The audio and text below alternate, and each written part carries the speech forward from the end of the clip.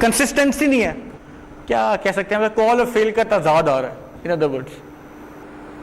ठीक है, तो यहां पे अगर इस तरह की सिचुएशन में, इसका मतलब है एथिकल लीडरशिप फेल हो चुकी है।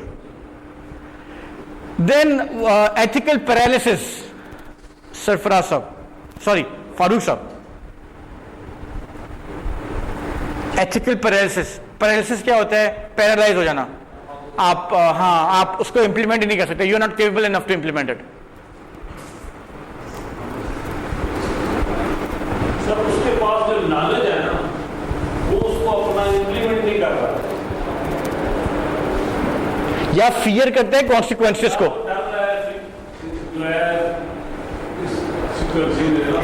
पैरालाइज या पैरालिसिस हम किस चीज को कहते हैं? फॉर एग्जाम्पल पैरालाइज की अगर बात करते हैं, खुदा ना खास्ता किसी बंदे के पास को पैरालिसिस हुआ हुआ है, उसको पैरालाइज हुआ हुआ है, he can not walk properly, तो हम कहते हैं उसके पास फंक्शन आकर से, हम कहते हैं उसके पास टांगे तो हैं लेकिन वो सही तरह चल नहीं सकता, डीएक्टिव हुआ हुआ है, तो उसके पास वो ऑर्गन है लेकिन उस ऑर्गन को यूज नहीं कर सकता वो, ठीक है, या वो बॉडी पार्ट है उसको यूज नहीं कर सकता। सो यहां पे वो कहते हैं कि they are unable to act on their values, values हैं, unable to act from the lack of knowledge, की नॉलेज नहीं, इसकी वजह से वो एक्ट नहीं कर पा रहा, या वो फियर करता है कॉन्सिक्वेंसेस। एक बच्चा फियर करता है कि मैं अगर भागूंगा तो मैं गिर जाऊंगा, तो मैं भागता ही नहीं हूं कभी, टांगे तो हैं उसके पास लेकिन भाग नहीं रहा, हालात में वो जो है ना वो डर होता है। तो इसको हम कहते हैं एथिकल पैरालिसिस, कि ethically you have everything that needs to be done but you are still paralysed. Ethical hypocrisy, next sir.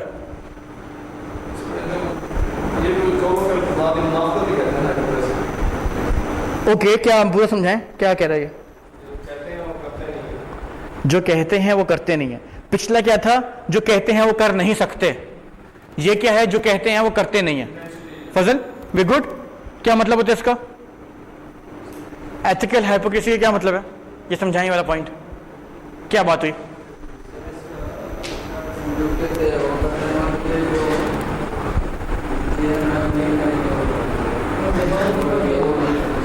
जबरदस्त। आपने बताना है हमें 1 2 3 4 5 रिवाइज कराएंगे, फिर 6 7 हम आगे चलते हैं। रिवाइज कराएं। पहला क्या है? Ethical blindness. कोई मसला नहीं है, आहिस्ता आवाज में बता दें। एथिकल ब्लाइंडनेस क्या चीज होती है? देखिए, आप क्लास में आए हैं, कहां से आते हैं आप? रहते कहाँ हैं? मर्दान से। रोज ट्रैवल करते हैं हॉस्टल में? यहाँ पे आप मर्दान से यहाँ पर आए हुए हैं, कोई तकरीबन 2 घंटे दूर पढ़ने के लिए।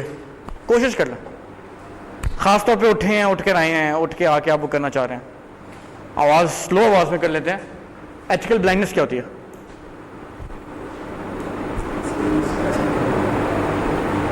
नेक्स्ट क्लास आपने रिव्यू करानी, फिर ये पूरी स्लाइड हमें। लास्ट टाइम भी हमारी कोई ऐसी अरेंजमेंट हुई थी, अब नेक्स्ट क्लास में आई नहीं थे। फिर नेक्स्ट क्लास में क्विज ले लें, इसका क्विज ले लें नेक्स्ट क्लास में, इसका इस चैप्टर का। डन? चलें भाई, नेक्स्ट क्लास में क्विज का 6 पे चलें।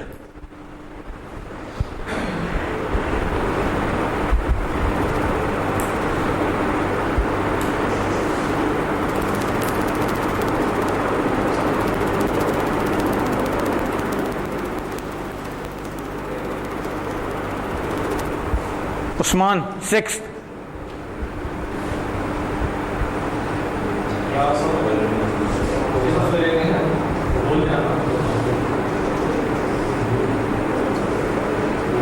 वापस जाने वाले हैं हमजा पे। कोई और? अहमर 6।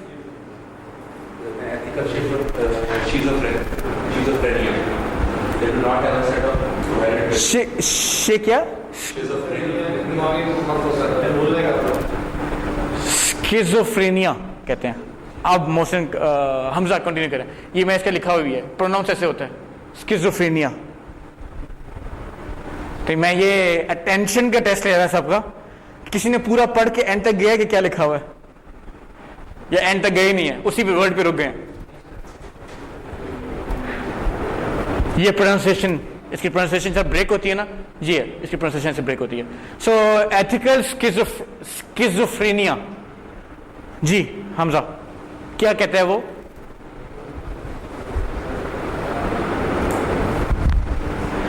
कि उनकी जो वैल्यूज हैं दे आर नॉट कोहेरेंट। एक वर्क एनवायरनमेंट में किसी और तरह की वैल्यूज होती हैं, दूसरी एनवायरनमेंट में किसी और तरह की होती हैं। फॉर एग्जाम्पल मैं अपनी बात करूं या किसी की भी बात करते हैं, वो एग्जाम्पल जो हमने यहां पे सर के साथ डिस्कस की, पानी ऑफिस में हम कैसे लेते हैं? We usually put a bell, आवाज दे देते हैं, कोई लेकर आ जाता है। घर में क्या करते हैं? घर में हम खुद जाके लेते हैं। ठीक है, तो हमारी दिस एथिकल लीडरशिप का पॉइंट 6 है जिसको हम फेस कर रहे हैं और इसको हमें इंप्रूव करना चाहिए कि हमारी वैल्यूज कोहेरेंट नहीं है। एक जगह पे हमारी वैल्यू है कि हमें खुद पानी लेना चाहिए उठ के, दूसरी जगह पे हमारी वैल्यू है कि कोई और लाएगा तो मैं पानी। आई हैव सीन पीपल, अपने एक्सपीरियंस से बता रहा हूं, एक ऐसा इंसिडेंट हुआ ऑफिस में, office boy was not there. सही है, और ये मैं जिस जगह की बात कर रहा हूँ वेरी रिप्यूटेबल कंपनी, वहां पे office boy was not there. तो जितने भी जो लोग वगैरह थे उन्होंने अपना लंच टाइम, जुमे के बाद लंच टाइम था, ऑफिस बॉय लंच जुमे से वापस नहीं आया था, तो बाकी लोगों ने अपना जो भी अरेंजमेंट था वो दे डिड इट देमसेल्फ, अपनी मदद आपके तहत। एक बंदा रह गया पीछे। वो बंदा कहता है ऑफिस बॉय आएगा, वो खाना गर्म करेगा, वो खाना देगा तो मैं खाना खाऊंगा, वरना हमने खाना ही नहीं खाना। तो एक और सीनियर कोई कोलीग थे, उन्होंने इससे सवाल किया, कहते हैं घर में अगर बेगम किसी दिन घर पे ना हो, बाजार गई हुई हो, अपने मैके गई हुई हो, कहीं और गई हुई हो, तो उस दिन भी खाना नहीं खाते। So just example lighter note comparison draw करने के लिए कि यूजुअली दिस हैपेंस कि हम उस एनवायरनमेंट में इतना कंफर्टेबल हो जाते हैं और हम कहते हैं कि हमारे सीनियर्स जिस तरह का एनवायरनमेंट फॉलो कर रहे थे हमने भी उसी एनवायरनमेंट फॉलो करना। हम कहते हैं कल्चर का पार्ट बन गया, कोई ला के देगा तो काम चलेगा, as a part of the culture. Files carry करना, मैं कुछ ऐसे इंसिडेंट्स हुए जिसमें अच्छी मल्टीनेशनल कंपनीज में, मल्टीनेशनल कंपनीज की बात कर रहा हूँ जहाँ कल्चर है do your thing yourself, वहाँ पे लोग people do not feel comfortable carrying the file. वो 3-4 बॉक्स फाइल होंगी, उन्होंने अगर वो कैरी करनी हो कहेंगे नहीं बॉक्स फाइल हम कैरी नहीं कर रहे, ऑफिस बॉय कहेंगे वो उठा के लेके जाएगा, because we don't feel comfortable carrying the box file. उनसे बंदा पूछेगा आप घर अपना शिफ्ट करना है आपने, तो अपने कार्टन खुद उठाएंगे या वहां पे भी इंतजार करेंगे कोई बंदा आएगा कार्टन उठाएगा आपके लिए? जी आपकी क्लास है, 5 मिनट हैं अभी, बिल्कुल 5 मिनट है।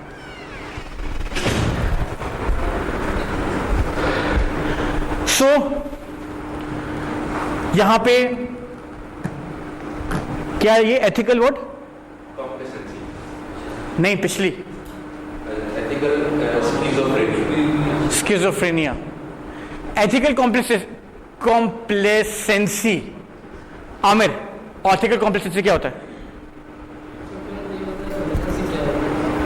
कॉम्प्लेसेंट होना, ये मतलब है कि जो मैं कर रहा हूं मैं ठीक कर रहा हूं, मैं I am complacent.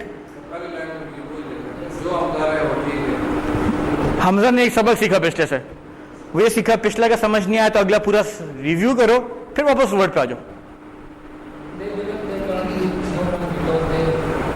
Because of who they are.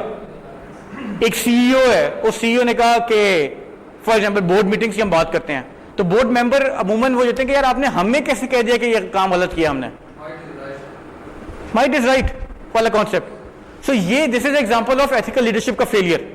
ठीक है, they believe they are immune to being unethical, कि हम एथिकल तो हो ही सकते, हम जो मर्जी कर रहे हैं, हम अनएथिकल नहीं हो सकते। तो हम कहते हैं हर इंसान गलती का पुतला है, लेकिन वो कहते हैं कि नहीं, हम we are right, what we said is right, what we do is right. Strategy and structures की बात हुई है, किस किस्म की स्ट्रेटजी है, क्या की क्वेश्चन है रिगार्डिंग द स्ट्रेटजी स्ट्रक्चर, ये आप देख लीजिएगा, कोई इतनी बड़ी रॉकेट साइंस नहीं है। वैल्यू इनोवेशन स्ट्रेटजीज कंपोनेंट के स्ट्रेटजी क्या कंपोनेंट है जो होना जरूरी है। ये 4 कंपोनेंट्स हैं जिसमें इंगेज, एक्सप्लेनेशन, एक्सपेक्टेशन और क्लैरिटी की आप में चीजें सही होनी चाहिए, आइडिया शेयरिंग और वॉलंटरी का कॉन्सेप्ट होना चाहिए एथिकल लीडरशिप के लिए। Third is value innovation plan and rapid execution, कि आप इनोवेशन प्लान लेके और एग्जीक्यूट बहुत रैपिडली एग्जीक्यूट करें चीजों को। Fourth is organisational confidence in and respect for colleagues, intellectual and emotional worth, कि आपने अपने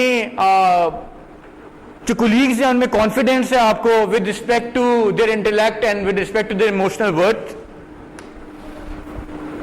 कुछ एथिक कोड्स हैं, एथिक कोड के मेजर डायमेंशंस हैं कि वो एथिक कोड किसके डायमेंशन पे होने चाहिए। इन डायमेंशन को रीड कर लेगा, very simple to go. And then problem with ethics and conduct codes, कि इनमें प्रॉब्लम्स क्या हैं।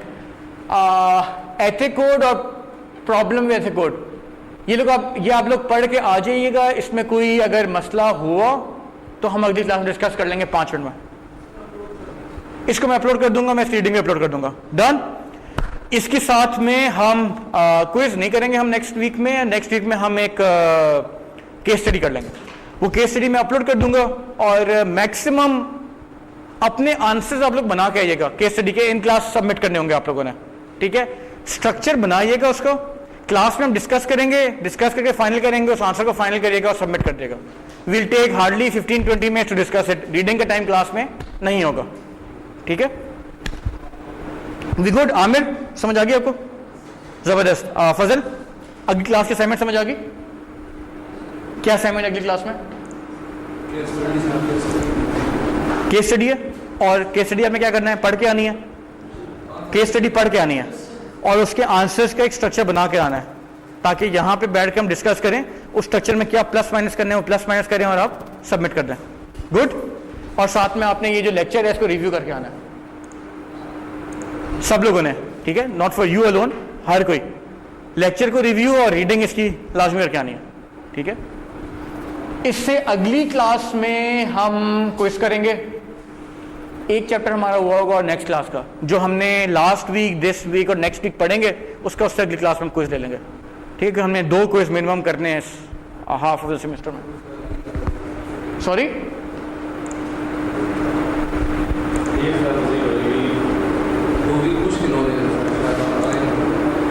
रमजान में लोड ज्यादा कर दिया। रमजान में 2 घंटे कर दिया उन्होंने, तो 2 घंटे की वजह से कोर्स तो उतना ही है, कोर्स तो कवर इस तरह करना है।